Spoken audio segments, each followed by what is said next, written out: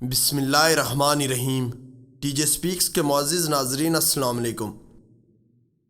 ناظرین محترم، برطانیہ نے 47 سال کے بعد آخرکار یورپی یونین سے 31 جنوری 2020 کو علیحدگی اختیار کر لی۔ اس علیحدگی کے لیے برطانیہ نے اپنے سابقہ دور حکومت میں 3 وزرائے اعظم کو بھی تبدیل کیا، لیکن بورس جانسن کی قیادت میں بننے والی اس نئی حکومت نے 14 شرائط پر برطانیہ کو یورپی یونین سے علیحدگی دلوا دی۔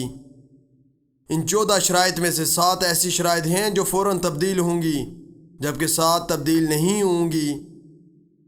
اس کے بعد برطانیہ یورپ کی دنیا میں تنہا ملک بن جائے گا۔ ان شرائط پر عمل درآمد سے برطانیہ کو کیا نقصان ہوگا اور یورپی یونین کو کیا نقصان ہوگا، ان سب چیزوں کے بارے میں ہم آپ کو آج کی اس ویڈیو میں بتائیں گے۔ اس کے لیے ویڈیو کو آخر تک ضرور دیکھیں۔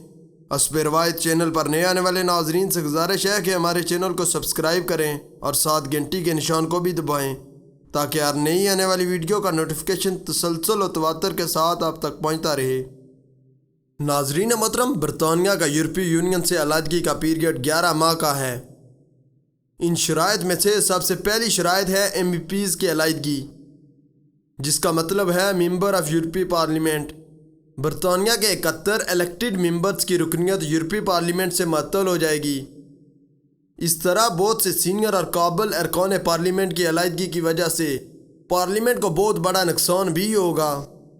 دوستو، دوسری بڑی چیز جو تبدیل ہونے جا رہی ہے وہ ہے EU سمٹ، یعنی یورپی یونین کا کوئی بھی اجلاس ہوتا ہے تو اس میں برطانوی وزیراعظم بورس جانسن باقاعدہ ایک دعوت نامہ ملنے پر اس اجلاس میں شرکت کر سکیں گے۔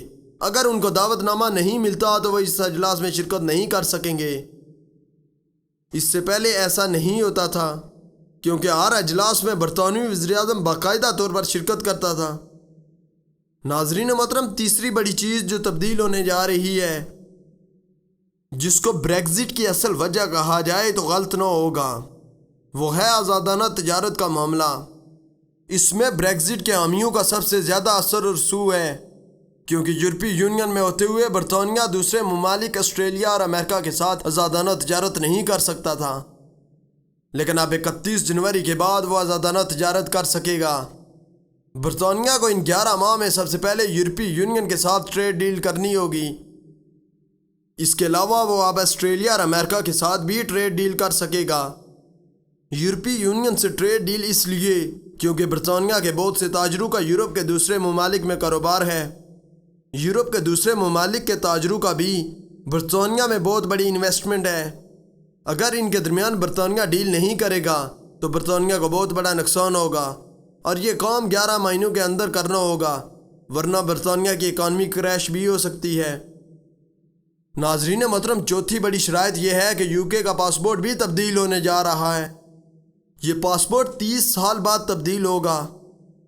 موجودہ برطانیہ کے پاسپورٹ کا رنگ لال ہے، جو کہ اب ان 11 ماہ کے اندر نیلے برگنڈی رنگ میں تبدیل کرنا ہوگا۔ ناظرین محترم، 5ویں بڑی چیز جو تبدیل ہوگی وہ ہے 50p کا سکہ، یعنی 50 پینس کا سکہ۔ اس کے لیے 31 جنوری کو برطانیہ نے 3 ملین 50 پینس کے سکے جاری کیے، جو کہ اسپیشل بریگزٹ کے لیے تھے۔ ان پر ایک خاص قسم کا جملہ درج ہے، وہ ہے peace, prosperity and friendship with all countries. ناظرین محترم، چھٹی چیز جو تبدیل ہوگی وہ ہے برطانیہ کا بریگزٹ ڈپارٹمنٹ کا آفس۔ یہ برطانوی وزیراعظم ٹریسی مے کے دور میں بنایا گیا تھا، اب یہ بند ہو جائے گا، اور اس ڈپارٹمنٹ کی ساری جانچ پڑتال باقاعدہ وزیراعظم بورس جانسن کے آفس سے ہوگی۔ دوستو، 7ویں بڑی چیز جو تبدیل ہوگی وہ ہے قیدیوں کا تبادلہ۔ یہ قانون خصوصاً جرمنی کے لیے ہے۔ اس قانون کے مطابق اگر جرمنی کا کوئی بھی شہری یورپی یونین کے ممالک کے علاوہ کسی دوسرے ملک میں جرم کا مرتکب ہوتا ہے اور وہ وہاں سے واپس جرمنی میں آ جاتا ہے تو جرمنی اپنے شہری کو دوسرے ملک کے حوالے نہیں کرتا۔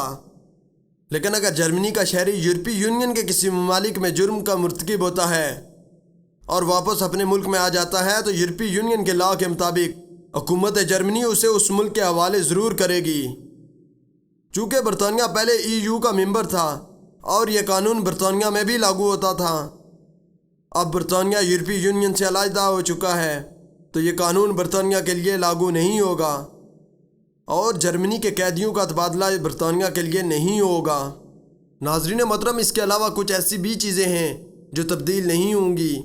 ان میں پہلی چیز جو 11 ماہ کے اندر تبدیل نہیں ہوگی وہ ہے آزادانہ سفر، یعنی یورپی یونین کے دوسرے ممالک کے شہری ٹرین کے ذریعے برطانیہ کے کسی بھی حصے میں آزادانہ طور پر سفر کر سکیں گے۔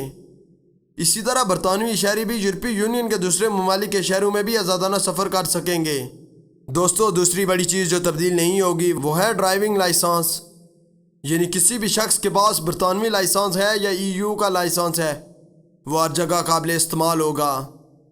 ناظرین محترم، تیسری بڑی چیز جو تبدیل نہیں ہوگی وہ ہے EHIC، یعنی یورپین ہیلتھ انشورنس کارڈ، یعنی برطانوی شہری یورپ کے کسی بھی ملک میں جائے وہ اس کارڈ سے استفادہ حاصل کر سکتا ہے۔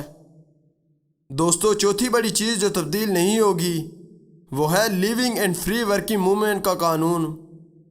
یہ یورپی یونین کا قانون ہے جس کے تحت برطانوی شہری یورپ کے کسی بھی ملک میں رہ سکتا ہے اور کام کر سکتا ہے۔